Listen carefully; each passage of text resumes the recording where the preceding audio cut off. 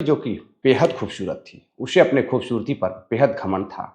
उसे जो कोई भी देखता था, बस उसकी खूबसूरती का दीवाना हो जाता था, कायल हो जाता था। लेकिन एक दिन लड़की एक ऐसी गलती करती है कि जिसकी वजह से एक नहीं बल्कि 3-3 परिवार तबाह हो जाते हैं। तो साथियों, आखिर ऐसा क्या होता है? उस लड़की ने कौन-सी ऐसी गलती कर दी? आइए कहानी के माध्यम से जानने की पूरी कोशिश करते हैं। तो नमस्कार, प्रणाम, मैं आपका अपना विशु राय, हाज़िर हूँ जुर्म की दुनिया की एक बेहद ही खौफनाक कहानी के साथ। साथियों, कहानी की शुरुआत करें उससे पहले जितने भी हमारे पुराने साथी ऐसे हैं जिन्होंने चैनल को सब्सक्राइब नहीं किया है और जो नए साथी चैनल पर आए हैं, जुड़िए विश्व वारदात तक के इस छोटे से परिवार से। अपना प्यार दीजिए, अपना सपोर्ट दीजिए, चैनल को सब्सक्राइब करिए और वीडियो अच्छी लगी तो ज़्यादा से ज़्यादा लोगों को शेयर करिए ताकि ज़्यादा से ज़्यादा लोग इस कहानी से सबक ले सकें। साथियों, मैं बात कर रहा हूँ राजस्थान के अलवर की। अलवर में एक क्षेत्र लगता है भिवांडी। भिवांडी की ही रहने वाली एक लड़की जिसका नाम खुशी रहता है। खुशी बेहद ही खूबसूरत थी और जैसा नाम खुशी, वैसे वो खुश भी रहती थी। जैसे जैसे बड़ी होती गई, एक दिन उसे एक लड़के से मोहब्बत हो जाती है। लड़के का नाम प्रवीण रहता है। प्रवीण से वह मोहब्बत करने लगती है। प्रवीण भी उसे बेहद मोहब्बत करने लगता है। दोनों एक दूसरे से छुप छुप कर मिलने लगते हैं और मुलाकात का दौर अब आगे बढ़ने लगता है। लड़की की जो खूबसूरती थी खुशी की, उसकी खूबसूरती पर प्रवीण इस कदर दीवाना हो जाता है कि अपने परिवार को भी भूल जाता है। समय बीतता गया, दोनों की मुलाकातें आगे बढ़ती गई। एक दिन प्रवीण उससे कहता है कि खुशी, मैं तुमसे इतना प्यार करता हूँ, मैं तुमसे शादी करना चाहता हूँ। खुशी भी शादी को तैयार हो जाती है, लेकिन घर वाले शादी को तैयार नहीं थे। घर वाले उसकी शादी का विरोध कर रहे थे। इसी दौरान खुशी प्रवीण से कहती है कि मेरे घर वाले तैयार नहीं हैं। एक काम करो कि चलो हम भाग कर शादी कर लेते हैं। इधर वो खुशी इतनी खूबसूरत थी कि प्रवीण को सिर्फ उसकी खूबसूरती नजर आ रही थी, लेकिन उसके पीछे का जो चेहरा था वो उसे समझ में नहीं आ रहा था। वो प्यार में इस कदर गिर चुका था कि उसे समझ में नहीं आ रहा था कि वो आखिर करने क्या जा रहा है। वह लड़की को खुशी को लेकर पहुंचता है अलवर के भिवांडी में। वहां जाकर वह उससे शादी कर लेता है। परिवार वालों को खबर मिलती है, लेकिन परिवार वाले उसके मैटर से दूर हो जाते हैं। परिवार वाले अपनी लड़की को मरा हुआ समझकर छोड़ देते हैं, क्योंकि लड़की ने अपने घर वालों के विरोध में शादी की थी, नापसंद के लड़के से शादी की थी। अब इधर अपनी पसंद के लड़के से शादी कर खुशी बेहद खुश हो जाती है। प्रवीण के साथ उसका जीवन काफी अच्छा चलने लगता है। खुद भी एक प्राइवेट जॉब करने लगती है, उधर प्रवीण भी जॉब करने लगता है। अब एक सोसाइटी में दोनों रहने लगते हैं। धीरे धीरे समय बीतता गया। एक दिन प्रवीण को खुशी बताती है कि वह प्रेग्नेंट है। प्रवीण बेहद खुश होता है और इसी दौरान अब वह एक बच्चे को जन्म भी देती है, एक बेटी को। प्रवीण बेहद खुश था। परिवार काफी अच्छा चल रहा था। उसकी बीवी भी खुश थी। एक बेटी भी हो चुकी थी। हरा भरा परिवार हो चुका था और प्रवीण अब दिन रात अपनी बीवी के लिए मेहनत करता था, बच्चों के लिए मेहनत करता था। लेकिन धीरे धीरे समय बीतता गया। अब जिस सोसाइटी में वह रहता था, उसी सोसाइटी में उसी के फ्लैट के ऊपर एक लड़का, जो कि हरियाणा का रहने वाला होता है, जिसका नाम रहता है इंद्रपाल।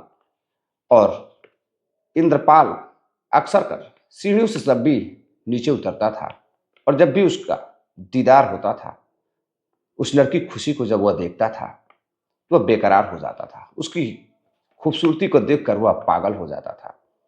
धीरे धीरे समय बीतता गया। अक्सर आते जाते इंद्रपाल उस लड़की को देखा करता था और खुशी भी जब बाहर निकलती थी और इंद्रपाल से उसकी जब नजरें मिलती थी तो वो मुस्कुरा दिया करती थी। अब उसकी मुस्कुराहट को देखकर इंद्रपाल समझ जाता है कि अब सब कुछ सही चल रहा है। धीरे धीरे इंद्रपाल उससे बातें करने लगता है, उससे नजदीक जाने लगता है और इधर खुशी अब इंद्रपाल से बातें करने लगती है। पति के ना रहने पर जब भी पति घर से बाहर रहता था प्रवीण, तो इधर खुशी इंद्रपाल से बातें किया करती थी। धीरे धीरे नंबर आदान प्रदान होता है और पति के ना रहने पर अब छुप छुप कर मुलाकातें होने लगती है। इधर इंद्रपाल इतना मोहब्बत करने लगता है कि प्रवीण की बीवी खुशी अब अपने बच्चे मुंह भी नहीं देखती है। छोटा सा मासूम सा प्यारा सा बच्चा उसे अपने कमरे में अकेले ही छोड़कर इंद्रपाल के कमरे में जाकर उसके साथ अतरंग पलों को जीने लगती है, अतरंग खेल खेलने लगती है। इधर इंद्रपाल भी बेहद खुश था। जिसे वो चाहने लगा वो उसे मिलने लगती है, अब उसके कमरे तक आने लगती है। उसकी सारी ख्वाहिशें पूरी हो रही थी। इधर खुशी की भी ख्वाहिशें पूरी हो रही थी। अब इधर खुशी और इंद्रपाल एक दूसरे को इतना चाहने लगते हैं कि एक दिन इंद्रपाल उससे कहता है कि एक काम करो, मैं तुमसे शादी करना चाहता हूं, क्या तुम शादी करना चाहोगी? इधर खुशी कहती है लेकिन मेरे पति का क्या होगा? अब इधर इंद्रपाल सोच में पड़ जाता है कि वाकई में उसके पति का क्या होगा। लेकिन फिर कहीं से प्रवीण को पता चल जाता है कि वह अपने ही फ्लैट के ऊपर रहने वाले इंद्रपाल से मिलती जुलती है, उसके नाजायज संबंध है। प्रवीण अब अपनी पत्नी को प्यार से समझाने की कोशिश करता है, लेकिन उसकी पत्नी खुशी मानने को तैयार नहीं थी। उसकी जो लत थी वो बिगड़ चुकी थी। अब उसकी आदत इतनी बिगड़ चुकी थी कि वह इंद्रपाल के बिना नहीं रह पा रही थी। समय बीतता है, वह एक दिन अपनी बेटी को लेकर प्रवीण को छोड़ देती है, अपने पति को छोड़कर अब इंद्रपाल के साथ रहने लगती है। इधर इंद्रपाल और प्रवीण के बीच झगड़े होने लगते हैं। लेकिन अब इसी दौरान इंद्रपाल खुशी को लेकर और उसके बेटे को लेकर वहां से दूर चला जाता है। अब भिवांडी के ही दूसरे क्षेत्र में चला जाता है और वहां जाकर उससे शादी कर लेता है। उसकी बेटी को भी अपना लेता है और फिर दोनों चैन से एक दूसरे फ्लैट में रहने लगते हैं। अब दोनों की मोहब्बत शादी में बदल चुकी थी। अब इंद्रपाल जो चाहता था उसे मिल चुका था। खुशी की भी जो चाहत थी इंद्रपाल के साथ, अब वो पति पत्नी की जोड़ी बन चुकी थी। दोनों का रिश्ता बेहद अच्छा चल रहा था, मोहब्बत काफी गहरी थी। उसकी हर ख्वाहिशों को इंद्रपाल पूरी करता था। लेकिन समय बीतता गया। अब इंद्रपाल के फ्लैट पर दो व्यक्ति जो उसी के फ्लैट के ऊपर ही रहते थे। एक का नाम रहता है बालकांत, जो कि हैदराबाद का रहने वाला होता है, और दूसरा कुलदीप। दोनों ही दोस्त रहते हैं और दोनों एक ही कमरे में रहते थे। अब आते जाते धीरे धीरे दोनों की दोस्ती हो जाती है, कुलदीप और बालकांत से। अब खुशी की दोस्ती जब हो जाती है तो धीरे धीरे बातचीत आगे बढ़ती है। अब दोनों उसकी खुशी के खूबसूरती पर मर मिटते हैं। अब पड़ोसी के नाते जो बातचीत शुरू हुई थी अब वह धीरे धीरे मोहब्बत में बदल जाती है, और मोहब्बत ऐसी कि सिर्फ जिस्म की भूख। बालकांत तो उसके जिस्म का दीवाना हो जाता है और अब उसे धीरे धीरे कर अपने कमरे पर बुलाने लगता है। इधर जो इंद्रपाल उसे शादी करके उसकी बेटी को अपनाकर उसके साथ रह रहा था, दोनों का जीवन ठीक ठाक चल रहा था। साल दो साल गुजरते हैं और फिर एक बेटे को खुशी जन्म देती है, इंद्रपाल का बेटा। अब दो दो बच्चे हो जाते हैं। इधर इंद्रपाल बेहद खुश था। लेकिन अब जो खुशी की खुशी थी अब वो कहीं ना कहीं ऊपरी फ्लैट पर शिफ्ट हो रही थी। अब उसकी खुशी की खुशी बालकांत के साथ शिफ्ट हो जाती है। अब बालकांत उसे चाहने लगता है और नौजवान लड़का अब अपने कमरे पर खुशी को बुलाने लगता है। खुशी उसके साथ शारीरिक संबंध बनाने लगती है, अतरंग पलों को जीने लगती है। अब मोहब्बत दोनों की काफी गहरी होती गई। इधर उसकी मुलाकात जब कुलदीप से होती है तो कुलदीप भी अब उसके जिस्म का दीवाना हो जाता है, उसकी खूबसूरती का दीवाना हो जाता है। खुशी को कमरे पर बुलाकर दोनों बंद कमरे में उसके साथ अतरंग पलों को जीते थे, और खुशी की जो चाहत थी वो पूरी होती गई। दोनों लड़कों की ख्वाहिशें पूरी होती गई। अब इधर बीच में बात आती है इंद्रपाल की। अब इंद्रपाल जब कमरे पर होता था और जब कुलदीप और बालकांत को तड़फ होती थी उस लड़की की, उसके चाहत की, खुशी से मिलने की तड़फ होती थी, तो कमरे पर जब उसका पति इंद्रपाल रहता था तो दोनों की मुलाकात नहीं हो पाती थी। अब इधर दोनों जब मुलाकात नहीं कर पाते थे तो काफी परेशान होते थे, नीचे ऊपर सीढ़ियों से चक्कर लगाते थे। लेकिन खुशी की बात खुशी के प्रेमी से नहीं हो पाती थी। दोनों प्रेमी काफी परेशान थे। अब इस कदर परेशान हो जाते हैं कि एक दिन जैसे ही सुबह होती है, 28 तारीख की सुबह, साल 2022 की यह वारदात, इंद्रपाल जब सोकर उठता है तो वह देखता है कि उसके कमरे में उसकी बीवी नहीं है। अब वो हैरान रह जाता है। दोनों बच्चे साथ में थे। अब वो हैरान होकर जब आसपास ढूंढता है तो कुछ पता नहीं चलता है। तभी उसे पता चलता है कि उसकी बीवी तो घर से गायब हो चुकी है और इधर वह बेहद परेशान रहता है। अब इंद्रपाल की भी बातचीत कुलदीप और बालकान से होती थी। दोनों एक फ्लैट के पास रहने से दोनों की ठीक ठाक मित्रता थी। इधर इंद्रपाल और बालकान जब उससे मिलते हैं, पूछते हैं कि भाई क्यों परेशान हो, क्या बात है।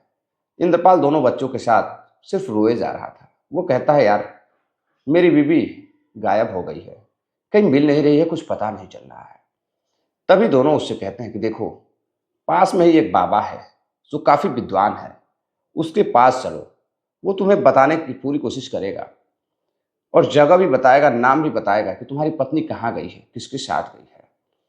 अब उसके बारे में जब पूछते हैं तो इंद्रपाल बताता है कि उसने पहले भी एक पति को छोड़कर मेरे साथ शादी की थी। अब इधर दोनों सुनकर काफी हैरान थे। दोनों को कुछ समझ में नहीं आ रहा था। उनकी प्रेमिका भी गायब थी। इंद्रपाल और कुलदीप मिलकर उसके साथ उसकी पत्नी को ढूंढने की पूरी कोशिश करते हैं, लेकिन कहीं से उसकी पत्नी का कुछ पता नहीं चलता है। अब इधर वो एक बाबा के पास लेकर जाते हैं, लेकिन बाबा के पास जब इंद्रपाल पहुंचता है तो वहां भी कुछ पता नहीं चलता है। इधर 2 दिन हो जाते हैं। घर पर बच्चे अकेले थे, तड़फ रहे थे। सोसाइटी के लोग और फिर कुलदीप और बलवंत मिलकर उस बच्चे की देख रेख कर रहे थे। इधर इंद्रपाल भी गायब हो जाता है। कुछ पता नहीं चलता है कि इंद्रपाल कहाँ चला गया। 2 दिनों बाद एक कुएं में एक लाश बरामद होती है। पुलिस जब जांच पड़ताल करती है तो पता चलता है कि यह लाश तो पास के ही सोसाइटी में रहने वाले इंद्रपाल की है। अब इधर इंद्रपाल के घर वालों को सूचना दिया जाता है। उसके रिश्तेदार और दोस्त मौके पर पहुंचते हैं। उसका पोस्टमार्टम होता है तो पता चलता है कि इसका तो गला दबाकर हत्या की गई है। इधर साथियों पुलिस अब जांच पड़ताल में जुट जाती है। सीसीटीवी डिटेल्स, कॉल डिटेल्स निकाली जाती है। कॉल डिटेल्स के आधार पर पता चलता है कि वह तो किसी से बात नहीं करता था। उसकी एक पत्नी भी थी जो पिछले दिनों गायब हो गई थी। लेकिन अब जब पत्नी की तलाश पुलिस करती है तभी पता चलता है कि उसकी पत्नी का जो नंबर है खुशी का, उससे 2 लोग बातें करते हैं और वह 2 लोग वही हैं, कुलदीप और बलवंत। अब पुलिस मामले को समझ जाती है। पुलिस को पता चलता है कि पहले पति को छोड़कर इंद्रपाल से शादी की थी और फिर दोनों के बीच, खुशी और इंद्रपाल के बीच झगड़े होने लगते हैं। कुछ भी सही नहीं चल रहा था और इधर 2 दिनों से गायब था इंद्रपाल। बच्चे की किसी को फिक्र नहीं थी, लेकिन बलवंत और उसके साथी कुलदीप दोनों ही बच्चों को उसके माँ के पास छोड़ देते हैं।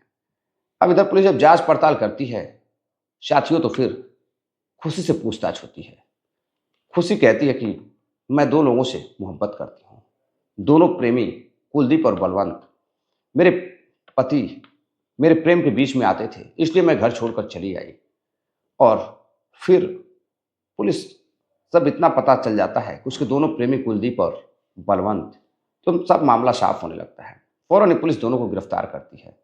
जब गिरफ्तार करती है तो पता चलता है कि उस रात दोनों बाबा के पास लेकर जा रहे थे पत्नी की तलाश में, खुशी की तलाश में, लेकिन रास्ते में ही दोनों ने गला दबाकर उसकी हत्या कर दी और उसके शव को एक कुएं में फेंक दिया ताकि किसी को कुछ पता न चले। लेकिन सीसीटीवी फुटेज और कॉल डिटेल्स के आधार पर धीरे धीरे मामला खुलने लगता है। अब इधर पुलिस दोनों को गिरफ्तार करती है, जेल भेज देती है। लेकिन जो खुशी थी, खुशी को इस बारे में कुछ भी पता नहीं था कि दोनों उसके जो प्रेमी हैं उन्होंने कत्ल किया है उसके पति का।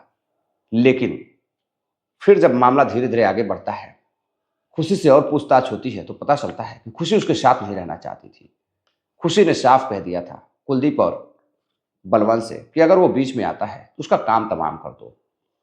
अब उसी की बातों को लेकर, अपने प्रेमिका की बातों को लेकर दोनों प्रेमी बीच में, जो रोड़ा बनकर उसका पति आ रहा था इंद्रपाल, दूसरा पति, उसको ठिकाने लगा दिया। दोनों को लगा कि पुलिस उसके पास तक नहीं पहुंच पाएगी। लेकिन कहते हैं साथियों कि शातिर अपराधी हो या फिर कोई छोटा मोटा अपराधी हो, अपराध करने वाला हर अपराधी तक पुलिस पहुंच ही जाती है और पुलिस के हाथ इतने लंबे होते हैं कि पुलिस से कोई बच नहीं सकता है। दोनों तो गिरफ्तार हो जाते हैं, लेकिन कहीं ना कहीं साजिशकर्ता के रूप में उसी के दोनों प्रेमी बलवंत और कुलदीप उसे भी फंसा देते हैं और फिर उसे भी जेल हो जाती है। अब दोनों बच्चों की देखरेख अब उसके रिश्तेदार और उसका पहला पति प्रवीण उन दोनों बच्चों की देखरेख कर रहा है। जहां से कहानी शुरू हुई थी अंततः वहीं जाकर कहानी खत्म भी हो जाती है। तो साथियों, ऐसी खूबसूरती की क्या जरूरत, जो खूबसूरती अपने ही परिवार को ले डूबे, अपने बच्चों की जिंदगी को तबाह कर दे, एक नहीं बल्कि 3-3 4-4 परिवारों को तबाह कर दे। तो साथियों, ये थी आज की कहानी। इस घटनाक्रम को सुनाने का उद्देश्य आपको जागरूक करना है, किसी को हैरान करना या परेशान करना नहीं है।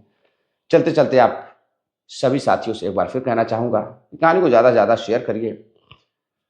आप लोग वीडियो को लाइक करिए, शेयर करिए, चैनल को सब्सक्राइब करिए। अगर आपके पास भी कोई कहानी है, कोई घटना है जो वाकई में रियल है, तो आप सभी साथी मेरे इंस्टाग्राम पर मुझे मैसेज कर सकते हैं, मेल भी कर सकते हैं। आपकी कहानी को मैं ज़रूर लेकर आऊँगा। तो साथियों, इजाज़त दीजिए, अपना प्यार दीजिए। जय हिंद, नमस्कार।